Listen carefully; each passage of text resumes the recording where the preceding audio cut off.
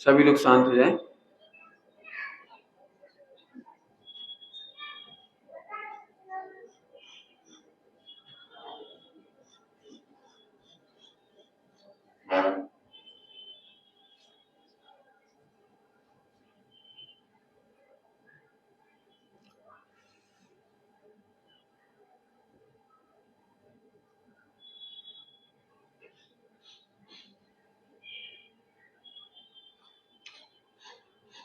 बिल्कुल शांत रहना, है ना। अच्छा विषय चला है। शुद्ध चिद्रूप, ये अतुकांत कविता है जिसकी चर्चा मैंने शुरू की थी सुबह। दूसरी कविता है, अभी पूरी हो जाएगी।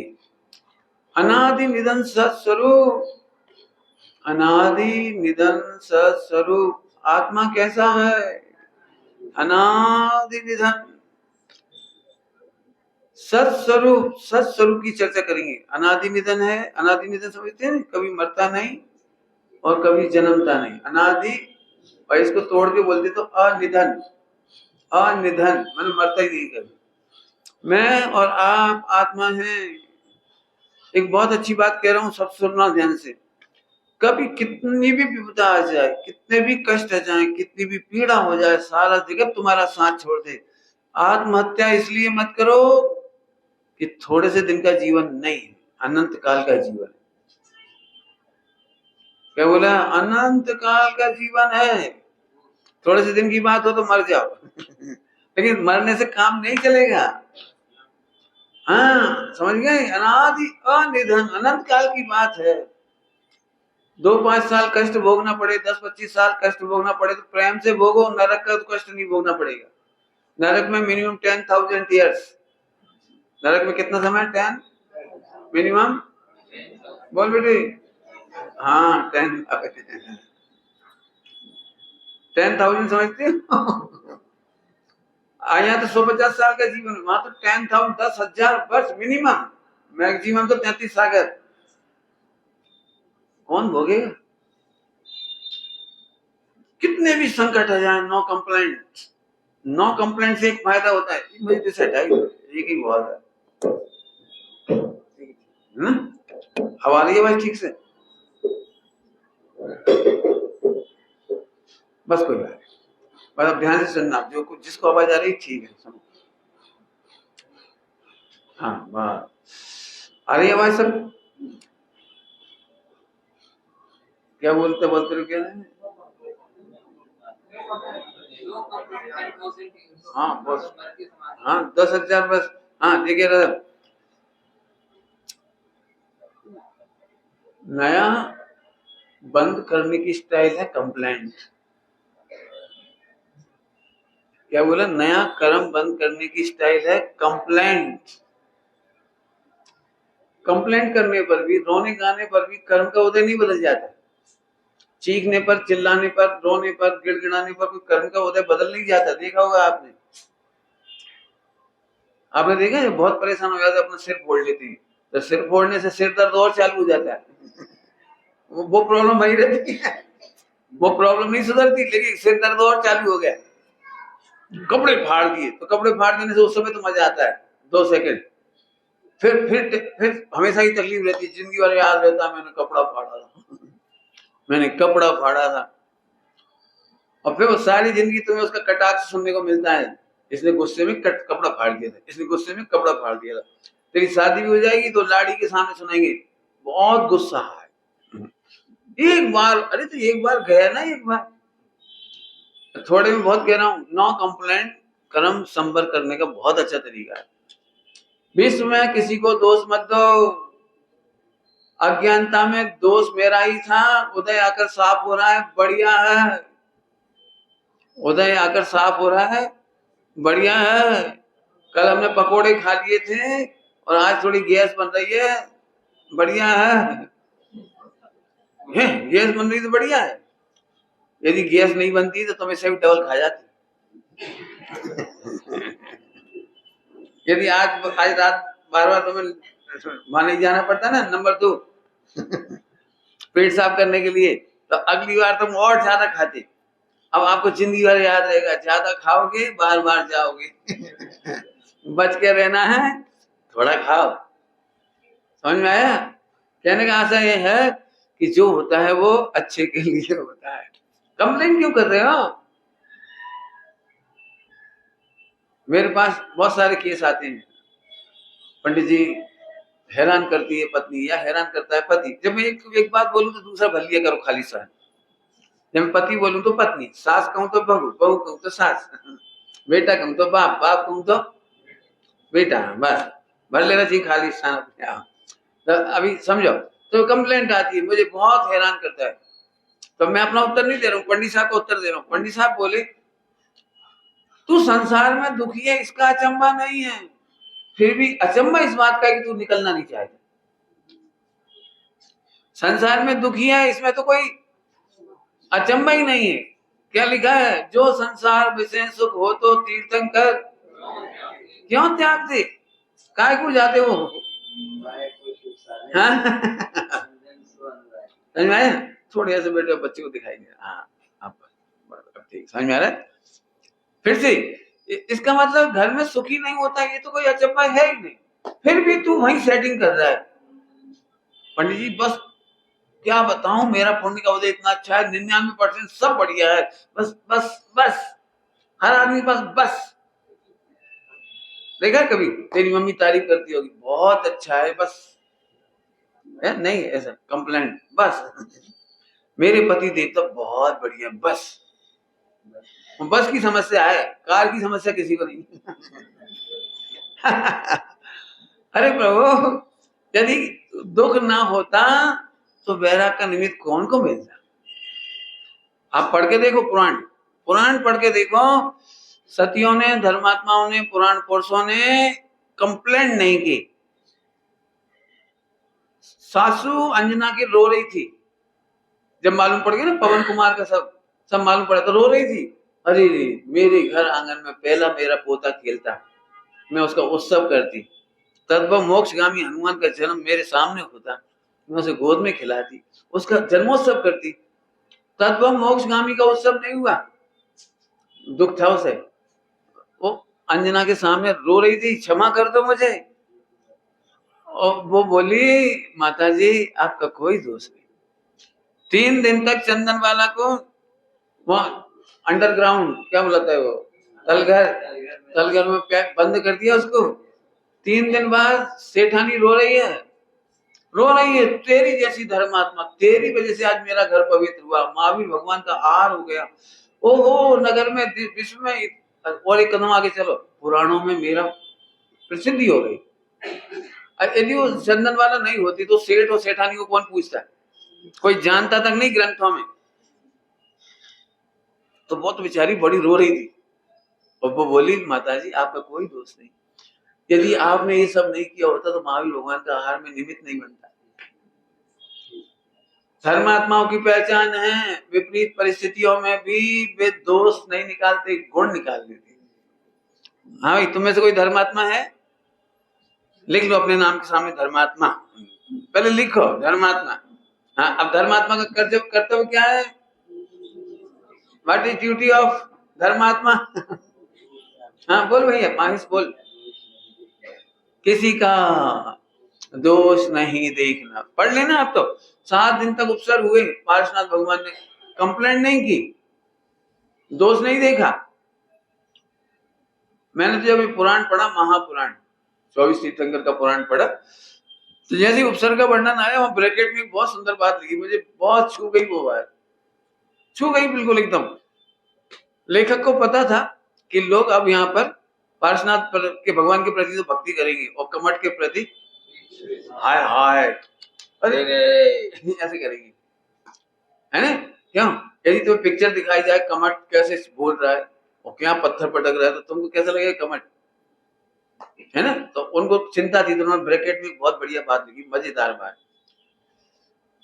पाठ को अब पार्श्वनाथ भगवान पर उपसर्ग होगा, तुम सावधान रहना, तुम कमठ से द्वेष नहीं करना। ऐसा लिखे कमठ से द्वेष नहीं करना। तो क्यों नहीं करना? तो 3 कारण बताए इन्होंने। पहला कारण है जिन पर उपसर्ग कर रहा है, जिन पर उपसर्ग कर रहा है वे द्वेष नहीं कर रहे, तुम क्यों कर रहे? तुम पे तो नहीं कर रहा। कमठ तुम पे तो पत्थर नहीं पटक रहा। कमठ पारसनाथ पे पत्थर पटक रहा था तो पारसनाथ को तो नो कंप्लेंट, तब तो केवल ज्ञान हुआ। यदि कंप्लेंट होती तो, यदि डिजायर होती कोई, हेल्प हेल्प, F5 क्या बोलते हैं कंप्यूटर की भाषा में, हेल्प जरूरत ही नहीं है।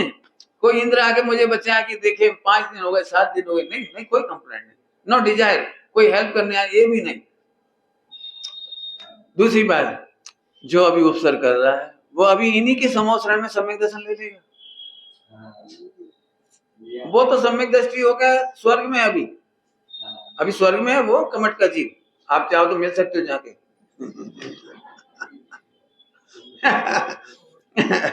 क्या कह जाए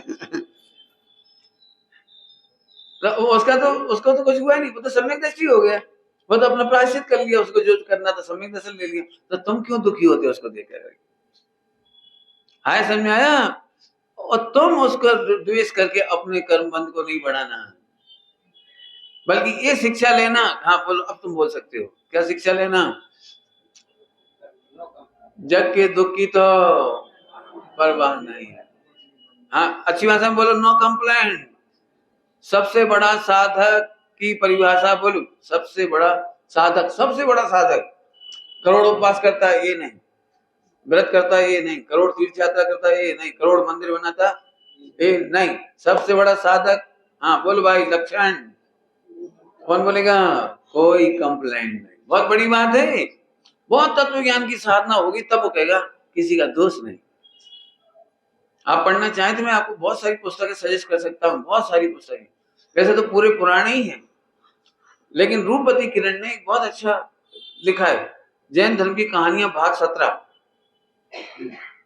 जैन धर्म की कहानियां भाग 17, इसमें रूपवती किरण के नाटक छपे हुए हैं सारे। अपने भारत की सबसे बढ़िया राइटर महिलाओं में, जैन समाज में शायद ही, मुझे नहीं पता, बहुत सारी महिलाओं में शायद कोई महिला रेडियो स्टेशन पर बोली हो।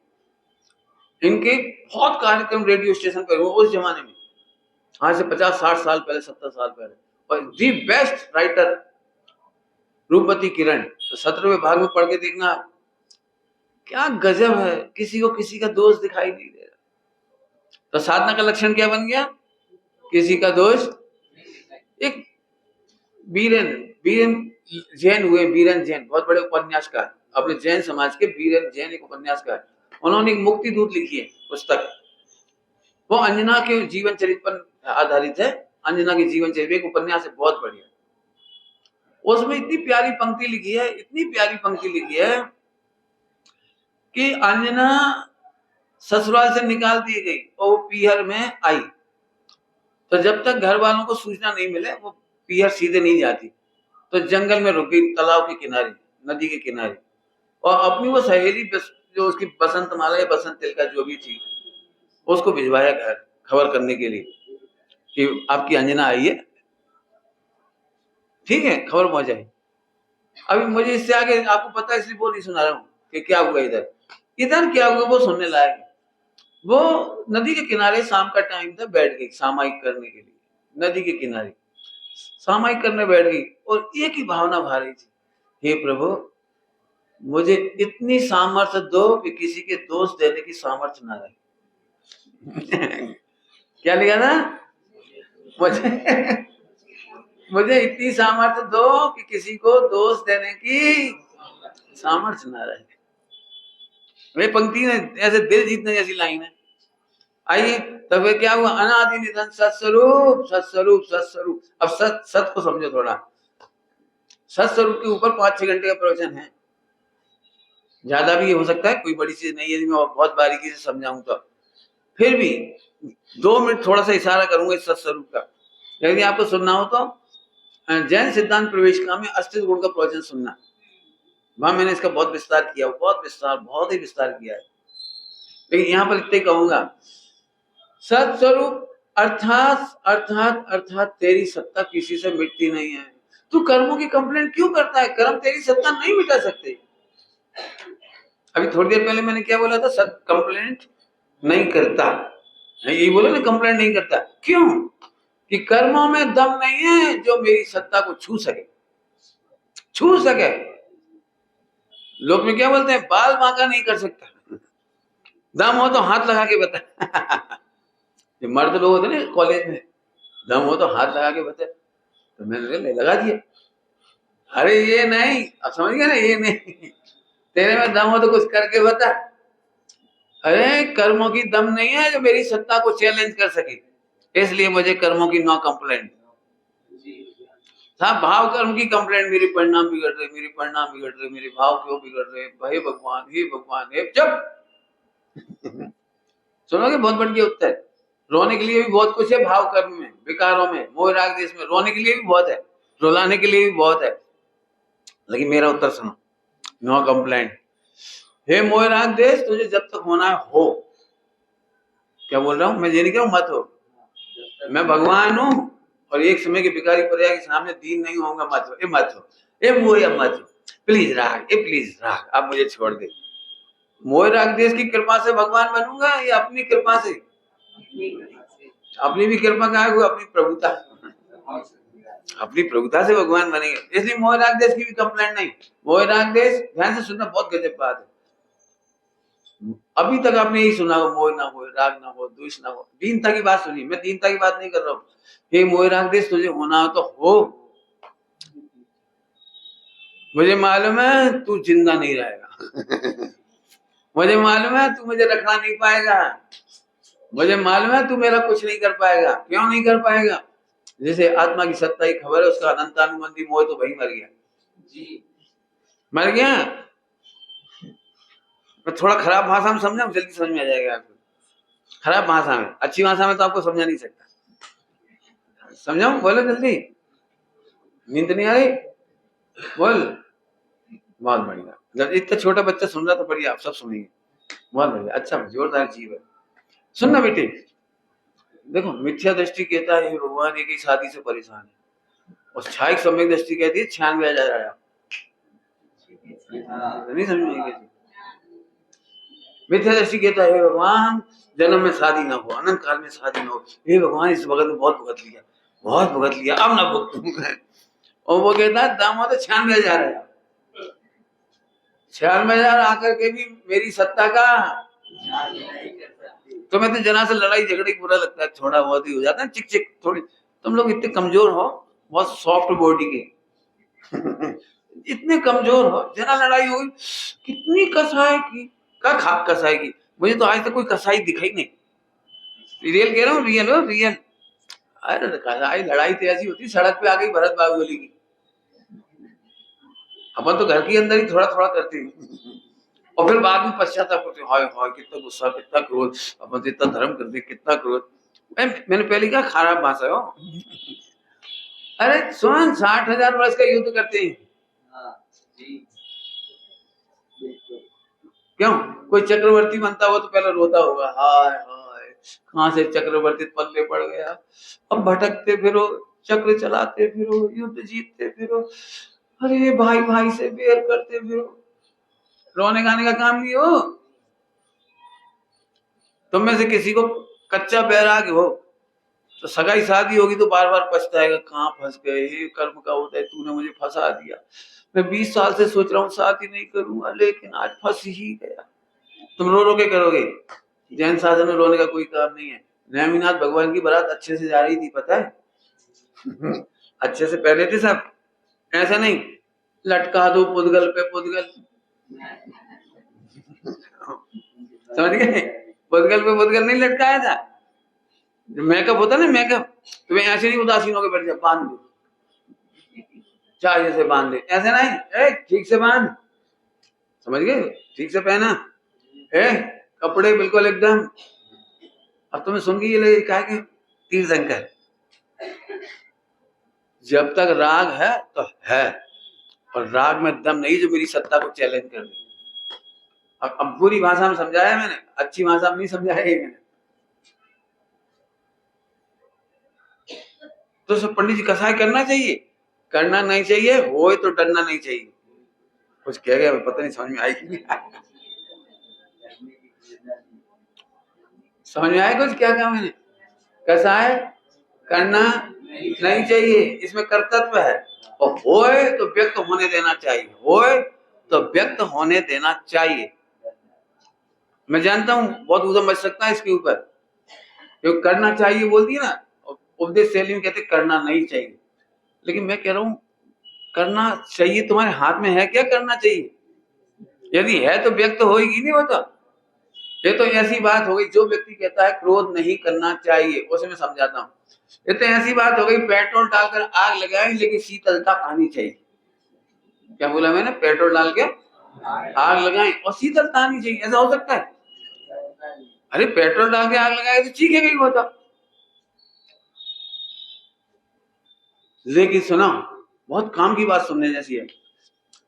व्यक्त होते हुए मोह राग देश खतरनाक नहीं है। व्यक्त होते हुए मोह राग देश मेरे से भिन्न है और मेरी सत्ता में कुछ नहीं कर पाते, इसमें अनंत क्रोध मिट गया।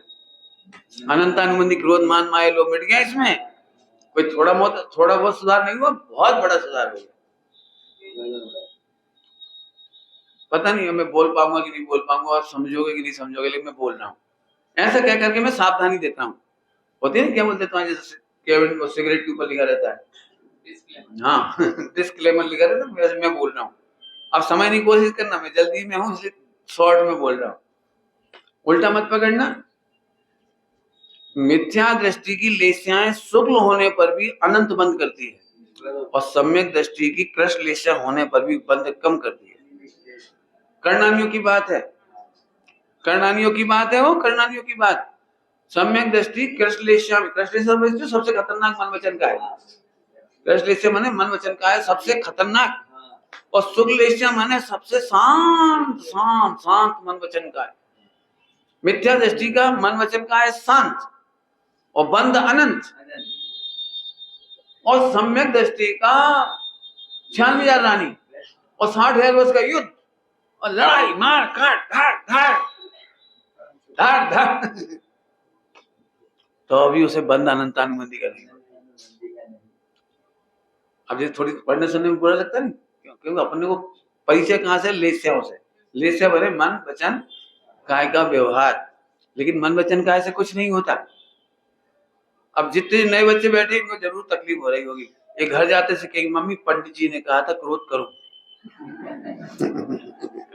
पंडित जी बोल रहे थे ब्रो व्यक्त होने दो, मन में जो कुछ है उसे व्यक्त होने दो। पंडित जी ने कहा था इससे बंद होता नहीं, ऐसा हो सकता है। तो फिर पूरा उत्तर सुनो, बोलो भाई करुणा और क्रोध किसका नाम है? ये समझो, करुणा और क्रोध दो शब्द हैं। कौन कौन से? करुणा और क्रोध। सुनो, पहले सरल दृष्टांत दे दूं, फिर थोड़ा दूसरा दे दूंगा, दो दृष्टांत दे दूंगा समझने के लिए। मम्मी और मौसी, हमारी इस दृष्टांत में दो है, मम्मी और मौसी। आपने देखा है मम्मी खराब लगती है और मौसी अच्छी लगती है? नहीं लगती? लगती है ना। उसका कारण है, मौसी एक दिन के लिए आती है, 2 दिन के लिए आती है, वो कहती बेटा हाँ वैसे करती है। और मम्मी खींच दूंगी तो मम्मी अच्छी लगती है, मौसी अच्छी लगती है? मम्मी झूठ बोल रहा है। चलो तो थोड़ा आगे बढ़ते हैं। अब तेरा दृष्टांत है, खड़े हो ना कि बैठ नहीं तेरे को? हाँ बैठे बैठे, तो बैठे बैठे खतरनाक दृष्टांत। अब तेरे पेट में चिरूना पड़ गया, कीड़े पड़ गए, और मम्मी ने, मौसी आई है तो खीर बनाई, हलवा बनाया, पूरन पूरी बनाई, जैसे आइटम बनाए बढ़िया बढ़िया बनाया सब। अब तेरा क्या होगा? अब तेरे को तो नहीं मिलना है।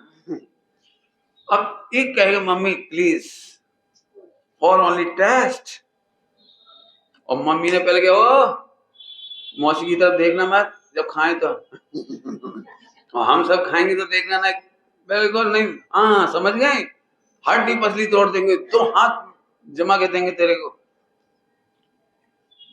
और सही में मम्मी ने इसको 2 सूत दिए जम के, कांग्रेस के निशान जम के ठोक दिया इसको। अब भयंकर रोया, छोटा बच्चा है तो भयंकर रोया। इसकी मम्मी मंदिर गई और मौसी ने इसको बुलाया, इधर आ बेटा, कैसा गुलाब सा फूल कितना प्यारा बच्चा, और अपने आंचल में ढाक के कहना मत खैच।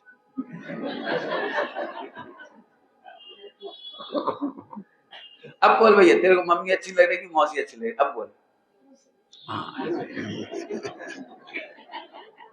कोई बात नहीं बच्चे, अरे अपनी भी यही हालत है, मैं तो ये कह रहा हूं। अभी मौसी ने इसको 4 रसगुल्ले खिलाए और रात भर पेट में भयंकर दर्द हुआ, बच्चा एक्सपायर हो गया। और मम्मी ने 2 करारे खींच के दिए थे केवल, बाकी जिंदा रहा। अब ये बताओ कि मम्मी ने क्रोध किया या मौसी ने? अब बोल। अरे अब बच्चे का जवाब आ गया कि नहीं आया? जो मौसी अच्छी दिखती है उसके पास करुणा दिखाई दे रही, लेकिन वो क्रोधी है। और मम्मी क्रोध करती दिखाई दे रही लेस्याओं से, लेकिन उसके पास करुणा। समझ में आया बेटा कुछ? करुणा और क्रोध। ऊपर से जो करुणा दिख रही थी वो क्रोध था, और ऊपर से जो क्रोध दिख रहा था वो, चलो सम्यक दृष्टि ऊपर से शांत है और अंदर से अशांत है। उल्टा बोल गए। हाँ मिथ्या दृष्टि, मिथ्या दृष्टि ऊपर से शांत है तो उसकी शुक्ल लेस्या है, शुक्ल लेस्या है, और अंदर से परम अशांत। और मिथ्या दृष्टि है, सॉरी सम्यक दृष्टि, सम्यक दृष्टि लड़ाई लड़ रहा है लेकिन अंदर से शांत है। अभी कौन को समझ में आए? इसीलिए 99% जैन समाज लेस्याओं के शांत करने वाले उपदेश को पसंद करती है। और जब मैं कहता हूं ना क्रोध आए तो आने दो, मान आए तो आने दो, बस भिन्न देख लेना। तो लोग यहीं से झगड़ा शुरू कर देंगे, बस भिन्न देख लो करते जाओ, भिन्न देखो और करते जाओ। अरे भिन्न देखो और करते नहीं जाओ, होते हुए में भिन्न देखो। करता तो तुम क्रोध करते हो, डरो मत, मैं भी करता। एक्चुअली हम क्रोध करते नहीं है, क्रोध होता है। गलती कोई करता नहीं है, गलती कोई करता नहीं है, गलती कोई जानबूझ के गलती करता है, कोई जानबूझ के क्रोध करता है, तो होती है। जब होती जानोगे तो भिन्न दिखेगी, और करता दिखोगे तो अभिन्न दिखेगी। जल्दी जल्दी बोल गए, समझो कुछ नहीं आया होगा। जब हम करता देखते हैं तो हमें कर्ता बना दिखता, तो हम भिन्न नहीं दिखता, और होती हुई दिखती तो भिन्न दिखती। दृष्टांत दे दूं बच्चों के लिए, बच्चों की सभा है आज, रेडी बच्चे लोग? सुनोगे? पूछूं? एक जैसा क्रोध कर सकते हो दो समय में, 3 समय में, 4 समय में, एक जैसा क्रोध करना है। और ज्यादा लंबा नहीं खींच रहा हूं दृष्टांत, वो सरल। 100 का नोट फट गया, 4 कंडीशन है, मतलब 4 कंडीशन। रजत नाम है तेरा? रजत, 4 कंडीशन कौन कौन सी? 100 रुपया तुमने फाड़ा, 100 रुपया मैंने तुम्हारा फाड़ा, और 100 रुपया तुम्हारे नौकर ने फाड़ा, और 100 रुपया बच्चे ने फाड़ा, 5 साल के बच्चे ने। चारों कंडीशन में सौरभ एक जैसा गुस्सा आएगा कि अलग अलग? क्यों? 100 रुपए का नुकसान तो इक्वल है, 100 रुपए का लॉस तो इक्वल है, तो इक्वल क्रोध आना चाहिए ना। यदि आप इक्वल क्रोध करके दिखा दो तो मैं मानू। चारों कंडीशन में गुस्सा होता तो है, लेकिन एक सा हम नहीं कर सकते। कर सकते होते तो एक सा करो, पॉइंट। कर सकते हो तो एक सा करो, और होता है तो भिन्न जानो, होता है तो भिन्न जानो। ठीक? क्या नाम बेटे? निदम, वेरी गुड। निदम, तुम 100 का नोट फाड़ोगे तो ज्यादा गुस्सा आएगा कि नौकर फाड़ेगा तो ज्यादा गुस्सा आएगा? नौकर। तुम्हारा क्या कहना है? नौकर। तुम्हारा? 100 का तो फटा ही है, तो नौकर फाड़ेगा तब गुस्सा आएगा कि तू फाड़ेगा तो ज्यादा गुस्सा आएगा? क्यों आएगा? तेरे को खुद फाड़ेगा तो। नौकर ने फाड़ा तो गुस्सा कम क्यों आएगा? हाँ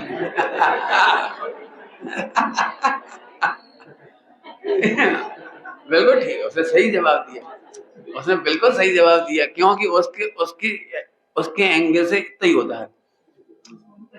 अब जरा सोचो, सौरभ ने नोट फाड़ा और नौकर ने नोट फाड़ा, जरा सोचो, यदि नौकर ने नोट फाड़ा है तो मुझे बिल्कुल गुस्सा नहीं आएगा, क्योंकि मैं उसकी पगार में से काट लूंगा, दे दूंगा टुकड़े, उसे ले ले, तेरी सैलरी में से काट लिया, तो कहां गुस्सा आएगा? और हम फाड़ेंगे तो कौन से वसूलेंगे? गुस्सा कब ज्यादा आएगा? पक्का ना? अपन फाड़ेंगे तो ज्यादा आएगा। अब तीसरा कदम, अपन फाड़ेंगे तो भी गुस्सा करने की जरूरत नहीं है, बैंक में से चेंज कर लेंगे। नहीं समझ में आया? 2 टुकड़े हो गए, 4 टुकड़े हो गए, वहां से चेंज करा लेंगे ना। नहीं हो जाता चेंज? हो जाएगा। माथा फोड़ की जरूरत ना है कि साहब वो नोट गवर्नमेंट भी चेंज नहीं करे, बैंक भी चेंज नहीं करे तो अब तो दिक्कत हो गई ना। नौकर ने भी नहीं फाड़ा, मैंने भी, तुमने से कोई नहीं फाड़ा, लेकिन अब तो लॉस हो गया ना। तो काय का लॉस हो गया? मरते समय 1 करोड़ छोड़ रहे थे, 100 रुपया कब छोड़ रहे? अब बताओ, बाप का लॉस हुआ कि बेटा का? कम किसको मिलने वाला है 100 रुपए? बेटा को। तो दुखी किसको होना चाहिए? अब और आगे चलो तो बेटा का तो लॉस हुआ, अरे वो भी नहीं खा पाएगा पूरे 1 करोड़, वो ट्रांसफर करके चला जाएगा। बताओ रोना किसको चाहिए? अब बोलो, 100 रुपए का नोट फटने पर किसको गुस्सा करना चाहिए? फाइनल करो फैसला। है? अब तो समझ में आ गया कि नहीं आया? सुनो, ये सम्यक दृष्टि की ताकत है। मिथ्या दृष्टि को तो रोने में मजा आता है, बिल्कुल छोटी सी बात होती है रोती ज्यादा है। कभी देखा तुमने? घर में इतनी सी नुकसान पर ज्यादा गुस्सा करती है मम्मी, और बड़े नुकसान पर कम गुस्सा करती है। काय जैसे बनिया हो, रुक गया मैं, बनिया हो तो नुकसान के हिसाब से गुस्सा करना चाहिए, नहीं करना चाहिए? समझ में आ रहा है कि नहीं आ रहा है? भाई 1 रुपए का नुकसान हुआ तो उतना गुस्सा करो, फिर 2 में ज्यादा, 100 में और ज्यादा, 1 लाख में और ज्यादा, 1 करोड़ में। भाई हो कि नहीं बनिया? बोलो तो मैं दृष्टांत देके बताता हूँ, मेरे पास कोई रास्ता नहीं, दृष्टांत है मेरे पास। बोल भाई, ये छोटा सा बच्चा जो पहली बार स्कूल गया, तो इसकी मम्मी ने इसको 1 रुपए का सिक्का दिया। पहली बार, 3 साल का था जब ये, 1 रुपए का सिक्का पॉकेट में रख दिया, छोटी सी पॉकेट, अंडरवियर छाप, पैंट छोटा सा, वो सी पॉकेट। अब बच्चे ने रुमाल निकाला, हैंकरचीफ, तो उसके साथ 1 का नोट भी निकल आए, और घूमता घूमता गोल गोल राउंड करता करता वो गटर में चला गया। इसे फौरन मम्मी की शिक्षा याद आई, गटर में हाथ नहीं डालना। बच्चा इनोसेंट था, एकदम निर्दोष भाव, न्यायिक भाव से नोट को जाता देखा, लेकिन वो अच्छा बच्चा था, उसने गटर में हाथ नहीं डाला। घर आ गया, अकर्ता भाव है इसको, अभी जानबूझ के नहीं गिराया ऐसे। घर आया और मम्मी ने पूछा, राजा बेटा पहला दिन स्कूल का था, क्या किया आपने 1 रुपए का? तो बच्चा बिल्कुल, अभी देखो बच्चे को अकर्ता भाव है, कोई इनोसेंट एकदम। मम्मी ऐसे हम निकाल रहे थे रुमाल और उसके साथ 1 रुपए का सिक्का ऐसे ऐसे घूम के गटर में गिर गया। चलो गिर गया, कोई बात। अब अभी आप बता सकते हो 1 रुपए में कितना गुस्सा आना चाहिए? सब सेट कर लो दिमाग में। तो मम्मी ने झूठ झूठ झूठ झूठ, सच्ची नहीं, झूठ झूठ ऊपर ऊपर से गुस्सा किया। हैं, ऐसे कह रहे हो जैसे लाट साहब ने बहुत बढ़िया काम किया, 1 रुपए का सिक्का खो गया, हंस रहे हैं, बहुत बढ़िया काम किया। तो ये बच्चा थोड़ा इंटेलिजेंट है, इसने फौरन बोला, मम्मी कभी छोटे में आपका रुपया नहीं गिरा? जब आप स्कूल गए थे तो आपका रुपया नहीं गिरा? अब मम्मी का गुस्सा थोड़ा सा, अभी नॉर्मल थी, ऊपर ऊपर से कर रही थी, अब लेकिन सच्ची में गुस्सा है। देखो इतनी सी जवान।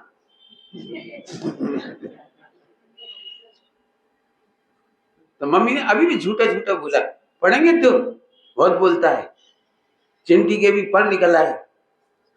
तो के पर कहाँ निकल रहे? देखो जवान लड़ा रहा है, जवान कहाँ लड़ा? मेरी जवान मेरे मुंह में, तुम्हारी जवान। अब बच्चे ऐसी होती है, सिंपल बिल्कुल। अब मम्मी को और गुस्सा है, पढ़ेंगे तो। बच्चे को अभी भी लगता था मम्मी नहीं मारे, तो इसने एक बार फिर बोला, मार लो 1 रुपया में जान नहीं ले लोगी। अब तो बच्चे पे गुस्सा आ ही गया, दिए मिलाकर जम के दिए, जम के। अभी मैं एक प्रश्न पूछ रहा हूँ, बाहर प्रॉब्लम तो नहीं आ रही पानी की? अंदर आ जाओ, नहीं तो बाहर प्रॉब्लम हो पानी की तो अंदर। थोड़े लोग कुर्सी लेके पीछे हो जाओ, थोड़ी सी मात्रा है मैंने। हाँ भाई, 1 रुपए में पड़ गए 5। आपको पता है, गलती छोटी हो या बड़ी हो, लेकिन गुस्सा जम के आए तो धुन देता है आदमी। ठीक, अब यही बच्चा 20 साल का हो गया और 1 लाख रुपए का लॉस हुआ। गणित बताओ, 1 रुपए में 5, तो 1 लाख में कितने पड़ेंगे? बच्चा घबरा गया, बिल्कुल बिल्कुल घबरा गया, आज तो जिंदा नहीं बचूंगा, पापा के हाथ से मरने से अच्छा है खुद ही। और डिप्रेशन में आ गया भयंकर, आज तो पापा बिल्कुल बर्दाश्त नहीं कर पाएंगे, मम्मी बर्दाश्त नहीं कर पाएंगी। मम्मी हर बार बोलती है काला मुंह कर जा, कहती हो, बोलती नहीं हो, अंदर से नहीं बोलती, ऊपर से कहती है। और बच्चा बिल्कुल जा ही रहा था मरने के लिए, लेकिन उसको लगा कि मेरे पापा की क्या गलती, मेरे पापा तो पवित्र हैं, बढ़िया अच्छे हैं, उन्होंने मुझे जन्म दिया, संस्कार दिया, समाज दी, स्वास्थ्य दिया, संपत्ति दी, सब दिया, लेकिन मैं ही खराब हूँ। तो एक बार मरने से पहले पापा जी के चरण स्पर्श करके आशीर्वाद ले लूं, ताकि अगले जन्म में अच्छे पापा ले या अच्छा पुत्र बने। ठीक, स्टोरी स्टार्ट, स्टोरी आगे घूमी। अब अंतिम बार जिंदगी में पहली बार पापा के, पहली बार और अंतिम बार पांव छुएगा तो कैसे स्टाइल से छुएगा, बिल्कुल फिल्मी स्टाइल से, बड़े भाव भक्ति से। पिताजी को अचंभा हुआ, क्या बात है बेटे, आज सूरज पश्चिम में से कैसे निकल रहा है? क्या समेत शिखर जी जा रहे हो क्या? नहीं पापा, मैं वहां जा रहा हूँ जहां से कोई वापस नहीं लौटता। फिल्मी डायलॉग। बात क्या है बेटे, क्या बात है, क्या बात है? मत रोको पापा, आपको गुस्सा आ जाएगा। पापा क्या करेंगे अब? अच्छा तू जा, मैं पूछूंगा तो गुस्सा आ जाएगा, क्या फायदा? बोलो क्या करेगा, बोलो। पापा ने फोन से पकड़, इधर एकदम इधर, क्या बोल रहे, क्या बात क्या थी तो बता। मत रोको पापा, मुझे मर जाने दो। बोलो क्या करेंगे पापा? पापा आज आप सुन नहीं पाओगे, मैंने बहुत बड़ी गलती की है, आपने हमेशा मना किया है कल्लू खां को पैसे मत दो, मैंने 1 लाख रुपए दिया उसे, किसी कल्लू खां मैंने XYZ, वो 1 लाख रुपए खा गया, और आपकी बात सही थी, मैं गलत था, और आप बर्दाश्त नहीं कर पाओगे, मुझे चले जाने दो। अभी मेरा प्रश्न तुम लोगों से, 1 लाख रुपए कितने चांटे पड़ेंगे? बोल बेटे, निदम कितने चांटे पड़ेंगे इसको? क्यों? 1 रुपए में 5, तो 1 लाख में कितने पड़ने चाहिए? आपको समझ में आया कुछ? मैं कहता हूं यदि आप क्रोध कर सकते हो तो 1 रुपए के हिसाब से 1 लाख पर क्रोध कर, लेकिन भाई साहब आप नहीं कर सकते, ये कहना मुझे नहीं कर सकते, गलती होती है, करते नहीं, क्रोध होता है, करते नहीं है। आप सब अपने आप को चेक कर लेना, आप कई बार प्लान बनाते हैं ऐसा गुस्सा करूंगा और नहीं कर पाते, और कई बार बहुत सोचते कि नहीं करेंगे, नहीं करेंगे, नहीं, और दम होता है कि नहीं होता है ऐसा? बोलो। मंदिर में जब भी महिलाएं आती है बहुत सोचती है अपन सासू से रगड़ पट्टी नहीं करेंगे, आज से इसमें कुछ अपन, वो भी भगवान आत्मा, अपन भी भगवान आत्मा, अपन कुछ नहीं बोलेंगे, अपन प्रेम से रहेंगे, वो बड़बड़ाएगी तो अपन सुनेंगे, अपना कर्म का उदय खिल जाएगा। इतनी तैयारी करके घर तक गए और घर जाते थे सासू का चेहरा दिखाई दिया, अपन प्रेम से भी बोला मम्मी हैं, बढ़िया ही मम्मी, मम्मी, अरे तो मैं प्रेम से कह रही बेटी, मम्मी रोटी खा लो, मुझे नहीं खाना, मर जाओ, जाओ मत खाओ। अब फिर बाद में पछताती है, क्यों बोला, क्यों बोला, क्यों बोला, लेकिन निकल गया तो निकल गया। एक बात ध्यान रखो बिल्कुल अच्छी तरह से, मैंने बहुत खतरनाक बात कही थी, 99% समाज केवल मन वचन काय को शांत करने को धर्म समझती है, और जैन दर्शन भिन्न देखने को सधर्म समझती है। थोड़ा कठिन पाठ है।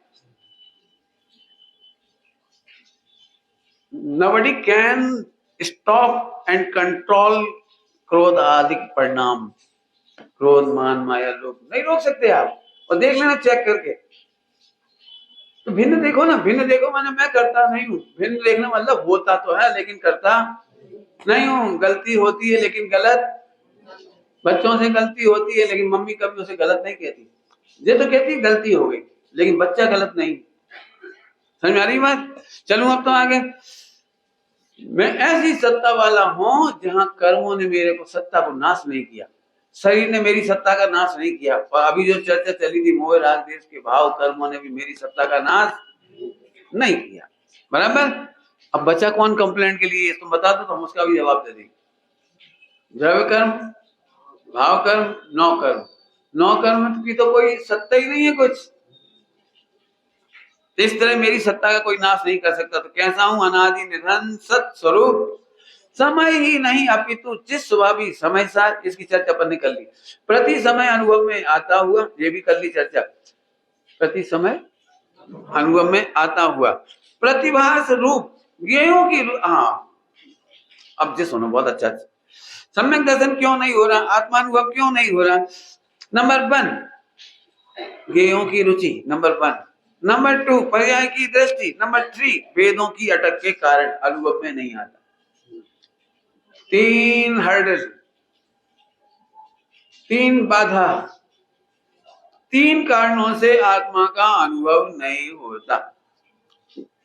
दोपहर की सभा में परेशान तो नहीं हो रहे? सुनाऊं तीनों पॉइंट सुनाऊं? बहुत बढ़िया। मुझे सही में ऐसा लग रहा है कि बड़नगर बहुत ही भावी सिद्ध है, यहाँ पर इतनी रोचकता से सुन रहे हैं, मुझे बहुत अच्छा लगता है। तुम लोग जल्दी जल्दी बुलाना, ठीक है? 3 कारण। नंबर 1 गेहूं की रुचि, गाय की रुचि नहीं, गेहूं की रुचि। गाय की रुचि नहीं है, गेहूं की रुचि है। सरल भाषा में समझाऊं और तो कोई रास्ता ही नहीं, दृष्टांत दूं तो जल्दी काम हो जाता है। घर में मेहमान आए, मेहमान तो भूखे थे, तो उन्हें तो रोटी खिलानी थी। तो कौन रोटी बनाए, क्या करे, रहने दो। अपने घर में होम थिएटर ने तो बड़ा, वो बहुत बड़ा साइज का, उसमें 2-2:30 बजे खाना खजाना आता है, मुझे नहीं पता कौन सा। और इतने बढ़िया बढ़िया टेस्टी आइटम दिखाती हैं उसमें। बिल्कुल देखते ही मन करता है कि वाह क्या पुण्य का उदय हो क्या बढ़िया। ऐसे तो सब मेहमानों को बिठा दिए सबके सामने, आ जाओ बैठो बैठो। समझ गए क्या कह रहा हूं? अब उन्हें क्यों भूख लग रही है, हाँ रुको रुको अभी आ रहा है, अभी आ रहा है अभी। तो भाई अब वो मेहमान भी सोच रहे हैं ऐसा, इसमें क्या आ रहा है, इसमें क्या आ रहा है भाई, हमें तो भूख लग रही, थाली में भोजन परोसो। कि नहीं नहीं बिल्कुल शांति शांति। देखो देखो कितना बढ़िया रसगुल्ला, देखो मैसूर पाक, देखो पूरी हलवा, जो कुछ बना। तृप्त हुए? समझ गए? ये है गेहूं की रुचि। अरे प्रभु सुनता साई, ध्यान से सुनना, कुछ कहना है। गेहूं का भोग नहीं होता और गेहूं की तृष्णा से तू दुखी होता है। बहुत गजब बात बोली मैंने, रुक भी गया इसीलिए। क्या बोला मैंने? गेहूं का भोग नहीं होता, तृष्णा से तू दुखी होता है। समझाऊं? थोड़ा दृष्टांत देके समझाऊं, और तो कोई रास्ता ही नहीं ना इस बात को समझाने का। ईमानदारी से बताना, तुम कभी डफर सिस्टम में जाके सुखी हुए? डफर सिस्टम समझते, जिसमें खड़े खड़े खाती, प्लेट में ले लेके मन वांछित उठा के खाती है, देखा ना सिस्टम? हो सकता है तुमको लगता है बहुत अच्छा लगता है, तो मैं आपकी अभी ऑपरेशन करके दिखाता हूँ। लोग क्या करते हैं, एक तो इतने सारे आइटम होते पूरे ले नहीं सकते, पूरे ले नहीं सकते।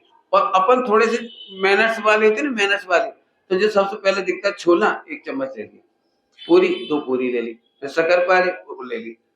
समझदार लोग इतने अच्छे होते हैं, सबसे पहले ऐसे आइटम रखते हैं उनको जो कोई खाए, तो आखिरी में बड़ी बड़ी आइटम मिलती है, तब तक हमारी थाली भर जाती। अब ये ले ली, फेंक तो सकते नहीं, वापस डाल नहीं सकते, लो भाई तुम्हारा माल रिटर्न। मुझे तो वो आइसक्रीम लेनी है, मुझे तो वो लेना है मैसूर पाक, जो भी। अब ये आइटम छोड़ नहीं सकता, तो इनको खाता जाता दुखी। और वो लोग दिखा दिखा के खाते थे, पानी पूरी, जो भी खाता हो, जो भी वो खाता हो, बालूशाही, क्या मैं नहीं समझता, जो भी खाता हुआ। तो अब इसको देख देख के क्या लगता है, अपन ठगा गए रे इस बार।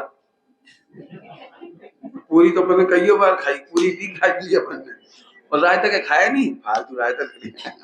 अब जो जो ले लिया वो उसमें वो रोता है, और वो लोग खा रहे हैं जो जो आइटम है, और दिखते ही जाते हैं, फिर सोचते देखो यदि पेट में जगह हुई ना तो अपन चेक करेंगे।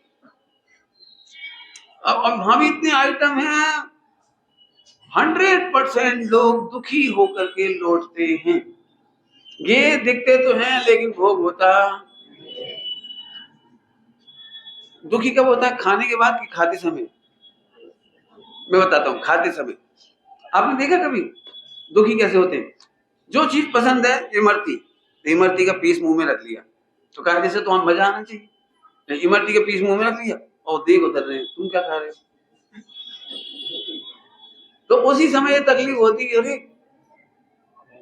समझ गए? तुम्हारी थाली में 10 आइटम आए, एक आइटम नहीं आया, वो दूसरी थाली में चला गया। एक आइटम कोई सा, आपको मालूम है जो मिलता है ना वो उतना अच्छा नहीं लगता, जो नहीं मिलता ना वो। बहुओं को 10-10 किलो सोना मिला, लेकिन एक 25 ग्राम का नहीं, बहुत ज्यादा हो गया 25 ग्राम, तो 5 ग्राम का 5 ग्राम का एक जरा सा एक छोटा, दो टुकड़े नहीं कर सकते थे बराबर देने के लिए, तो एक बहू को दे दिया। तो एक बहू ने गले में लटका लिया वो इतना सा 5 ग्राम का पेंडुलम। पेंडुलम तो होते ही ऐसे से हिलता है, कोई बात नहीं, चलो उसे पहन लिया। अब आप देखना, इसको 10-10 किलो सोना मिला ना, वो नहीं दिखता, मंदिर में बैठ करके वही दिख रहा है, जी जलाने के लिए पहनती है। यही तो मुझे चाहिए था, मैंने कितना कहा था, मेरे बड़े अरमान थे, इसमें मीना जड़ा है, मेरे बड़े अरमान थे, सारी रकम एक तरफ और ये रकम एक तरफ। मैं क्या तू बता रहा हूँ, जो है बोलू कुछ, गायक है उसका सुख नहीं भोगता, और जो नहीं भोगा जाता है ऐसे गेयों को देख करके पहले नंबर में आत्मानुभव नहीं होता। वो सारे गे झलक कहाँ रहे थे, वो तो तेरे गायक में झलक रहे थे, तो तुझे गायक की महिमा छोड़ के तू गेहूं में पड़ गया। ईमानदारी से देख लेना, कोई गे भोगता है? इतने दिनों प्रवचन में समझ गए होगे, जेठानी पे 10 किलो सोना, देवरानी पे 5 किलो सोना, दो ही नहीं भोगती, मिल जाए तो भी नहीं भोगती, पहन ले क्यों नहीं पहनती पता है? फालतू में घिस जाएगा, कितना महंगा है। क्यों, तुम्हें से कोई ताकत है सोने की थाली घर में हो तो उसमें रोटी खा सको? नहीं खा सकते, वो तो पंडित जी के भाग की है। चांदी का बर्तन पंडित जी के लिए, चांदी के बर्तन में तक नहीं खाते। मेरे से पूछो तो 1 ग्राम सोना भी तिजोरी में मत रखो, खूब भोगो, खो जाए तो खो जाने दो, ये अभी तो खोया ही है ना, नहीं समझ आए? कुछ भोग नहीं दिया तो खोया ही तो है, भोगो। सोने चांदी के बर्तन बनवाओ, खाओ, सब बाई ले गई तो ले जाने दो, पकड़ी जाएगी अपने आप, क्योंकि सोने चांदी के बर्तन कोई पचा नहीं सकता, खा सकते नहीं हो, छिपाई और क्या करेगी। लेकिन इतनी सी चांदी खोने के चक्कर में इतनी चांदी का सोने का भोग क्यों नहीं करते? मैं बहुत अलग किस्म का आदमी हूँ, मेरा बिल्कुल मूड रहता है कि 1 पैसा मत छोड़ो, फुल भोगो। क्यों? क्योंकि वो गे है, भोग नहीं सकते, लेकिन जिस गायक में जानने में आते हैं उसका भोग होता है। समझ में आया कुछ? तो गेयों की रुचि के कारण गायक का अनुभव नहीं होता, नंबर 1। नंबर 2, पर्याय की दृष्टि। शॉर्ट में समझाऊंगा, पहले समझा चुके अपन इतने दिनों की चर्चा में। पर्याय की दृष्टि माने जैसा भी खाने पीने का एग्जाम्पल दी ना, बिल्कुल वैसी प्रॉब्लम है, जो मिल गया उधर नहीं दिखता हमें, सम्यक दर्शन हो गया वो नहीं दिखता। अणुव्रत हो तो कोई बात है, अणुव्रत हो गए तो 5वीं प्रतिमा से क्या होता है, 7वीं की सोच रही, 7वीं कब होगी, 7वीं से क्या होता है, 10वीं कब आएगी, और 10वीं हो गई तो 11वीं कब आएगी। रोना ही है तुमको बस, कुछ कह रहा हूं, रोना है हमें, तो फिर सरल उपाय क्या है? ध्रुव को जानने वाले को सारी पर्याय निर्मल समय से होती ही है। जल्दी कह गए, ध्रुव को जानने वाले को सारी पर्याय सम्यक दर्शन से लेकर मोक्ष तक समय से, क्या बोला मैंने? समय से। आत्मा की बात है, समझ तो गए होगे। दृष्टांत दे देता हूँ, और कोई रास्ता नहीं मेरे पास। दृष्टांत सुन, तुम लोगों को एक प्रॉब्लम है, एक अनुभव है तुम लोगों को, एक अनुभव, तुम्हारी मम्मी बार बार कहती है जल्दी बड़ा हो जा, होता है कि नहीं होता है? हाँ, तेरे को भी है, तेरे को भी, सबको ही है, जल्दी बड़ा हो जा भैया। इतना सा बच्चा है तब से ही कहती है जल्दी बड़ा हो जा। क्यों? तो मैं उनसे पूछता हूँ कितना बड़ा हो जाए, अब बोलो, फाइनल करो, कितना बड़ा हो जाए वो? मैं कितना बड़ा हो जाए, पूछना अपनी अपनी मम्मी से, कितना बड़ा हो जाए। अब ये प्रश्न बिल्कुल झूठा है। यदि वो कहते 5 साल का तो भी कोई बात नहीं, इतना सा बच्चा 5 का हो जाए तो भी रुलाएगा, 10 का होगा तो भी रुलाएगा, 15 का हो जाएगा तो भी परेशान करेगा, 25 का हो जाए तो भी परेशान, कुछ ना कुछ तो होगा ही ना। अब मैं आपसे फिर पूछ रहा हूँ, माँ का बस चले तो बच्चा सीधा जन्म ले और 25 का हो जाए, नो प्रॉब्लम। काय की प्रॉब्लम?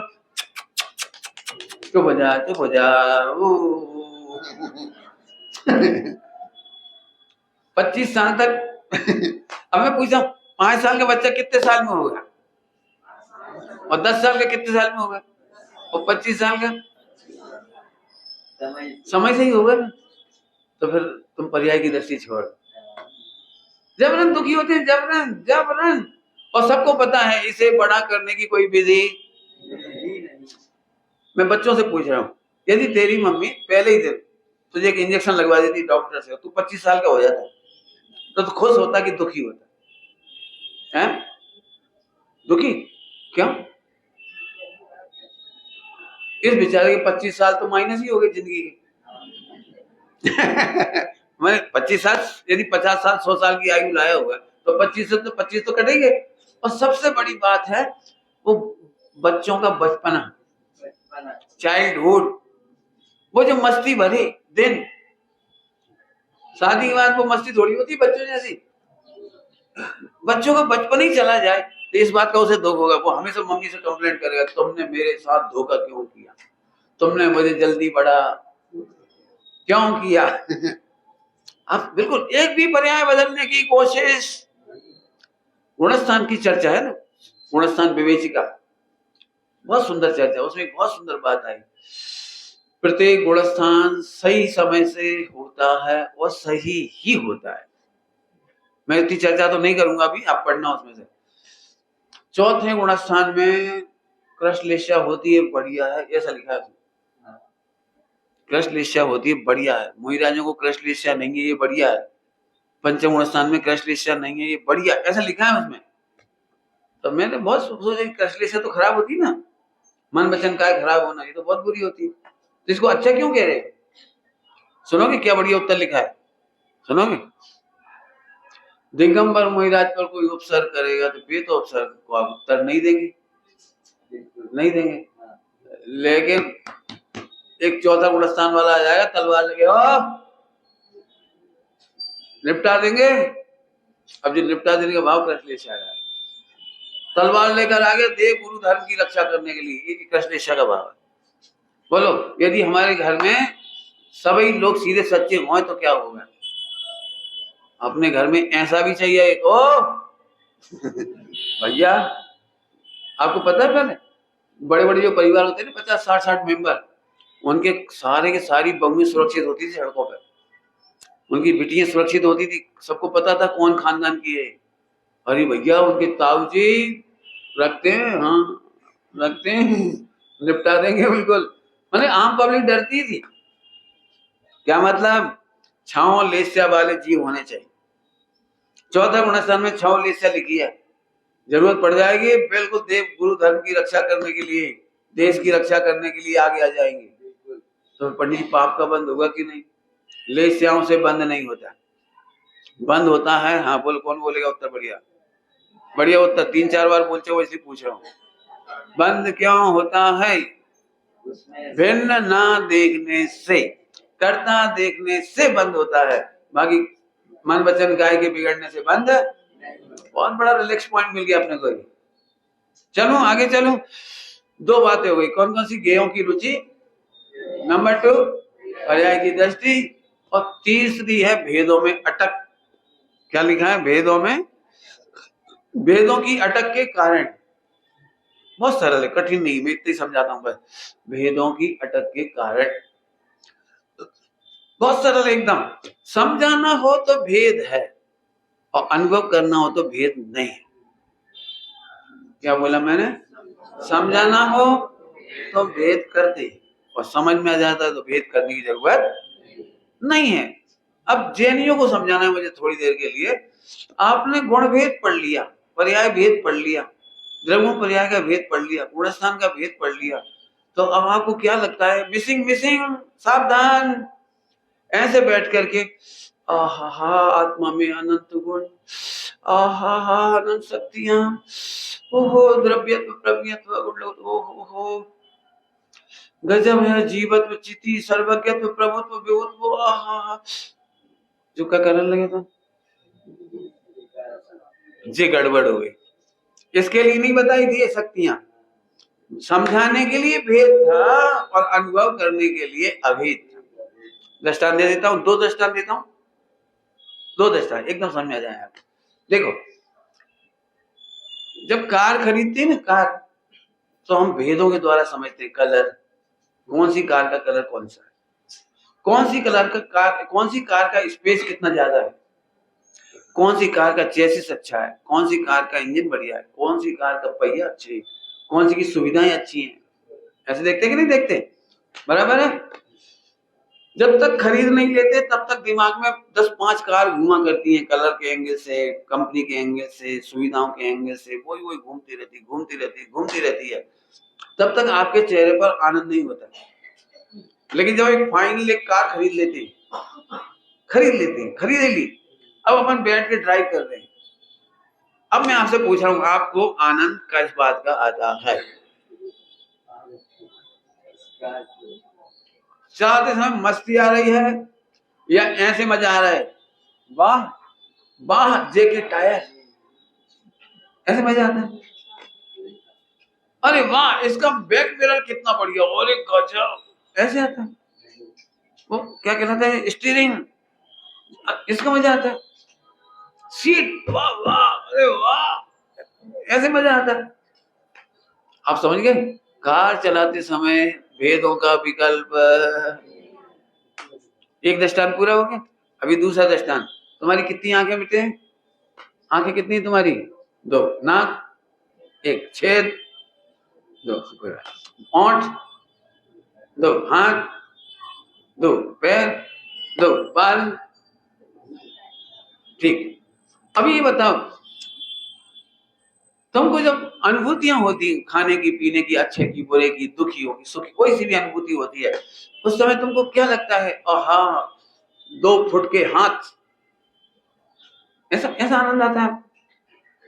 रसगुल्ला खाते समय वाह 3 इंच के ओंठ, ऐसा आनंद आता है। वाह 32 दांतों में से 6 दांत इसमें चबा रहे हैं, ऐसे। वाह मैं 18 साल का हूं, ऐसे। भेद हो तो भले हो, भेद हो तो, लेकिन अनुभव के काल में हमें भेद याद आते। अब 3 गलतियां हो गई। गेहूं की दृष्टि, गेहूं की रुचि, पर्याय की दृष्टि और भेदों में अटक, इन कारणों से आत्मा का अनुभव नहीं होता। अब थोड़ा सा और रह गया, पूरा करता हूं इसको। गेहूं की रुचि छोड़कर पर्याय को देखने वाली आंख को सर्वथा बंद करके मात्र खोली हुई द्रव्यात्मिक चक्षु से देख, मात्र द्रव्यात्मिक चक्षु से देख। कितने दिन में पढ़ा चुका हूं मैं, द्रव्यात्मिक चक्षु नाम नहीं लिया था। सुबह की भाषा में बोलो, गहना मत देखो, सोना देखो, जाइए द्रव्यात्मिक चक्षु, बस सुबह बता दिया था पूरा। देख, इतने से बच्चे को मत देखो, इतने से बच्चे को मत देखो, अपना बुढ़ापे का सहारा। बोलते कि नहीं बोलते? लोग तो इतने जोरदार होते थे पहले, आजकल नहीं इतने जोरदार, पहले होते थे। यदि इतना सा लड़का हुआ या लड़की हुई तो ऐसे नहीं बोलते लड़का हुआ लड़की हुई, ऐसे बोलते थे बारात जाएगी। नहीं समझ में? बारात जाएगी। और लड़की हुई तो बोलेंगे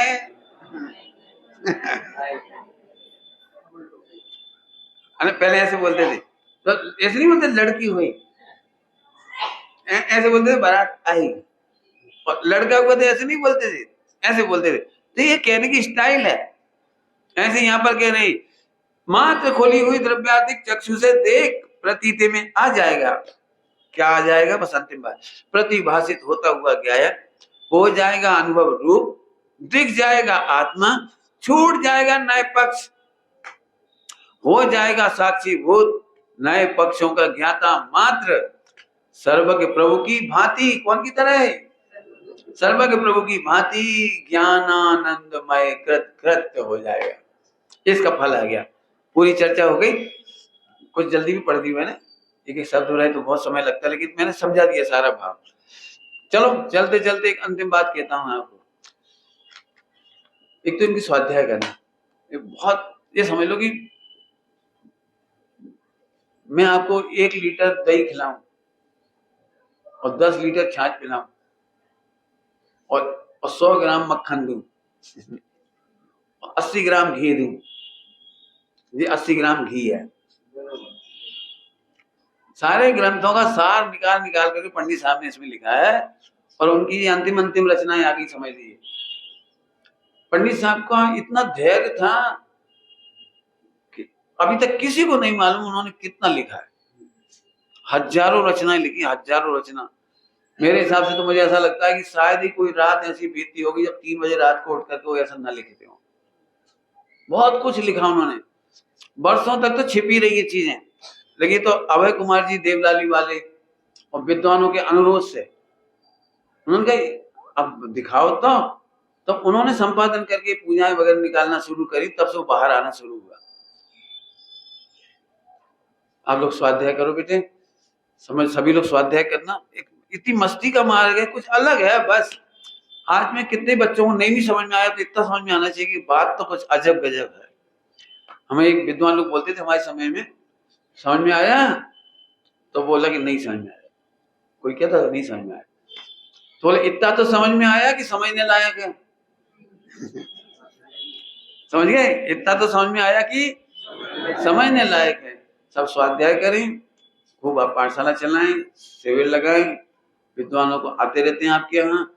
और ये को सबसे बढ़िया बात, दूसरों की बहू से इमरती कब तक बनवाओगे?